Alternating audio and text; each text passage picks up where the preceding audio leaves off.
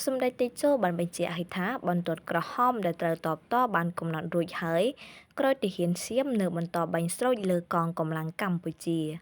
សម្ដេចតេជោហ៊ុនសែននាយឧត្តមសេនីយ៍ភុតលេខកាយមាស5បានចេញមកប័ណ្ណបញ្ជាកងកម្លាំងជួរមុខទាំងអស់ត្រូវមានការអត់ធ្មត់ក្រោយទាហានឈ្លានពានសៀមកំពុងប្រើអាវុធគ្រប់ប្រភេទបាញ់មកលើកម្ពុជា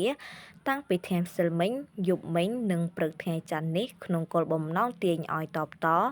ដើម្បីបំផ្លាញចោលបាត់ឈប់បាញ់និងសេចក្តីថ្លែងការណ៍សន្តិភាពកម្ពុជាថៃសម្ដេចតេជោបានបញ្ជាក់លើបណ្ដាញសង្គម Facebook នៅព្រឹកថ្ងៃច័ន្ទយ៉ាងដូចនេះថា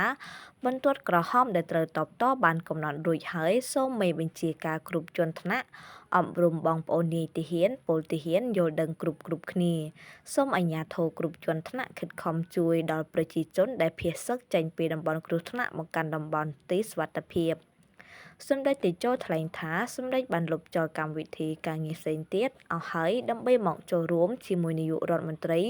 បញ្ជាលើកងកម្លាំងប្រដាប់អាវុធទប់ទល់ជាមួយការឈ្លានពានសូមការយោគយល់ពីភ្ញៀវជាតិនិងអន្តរជាតិដែលមិនអាចជួបសម្ដេចបាន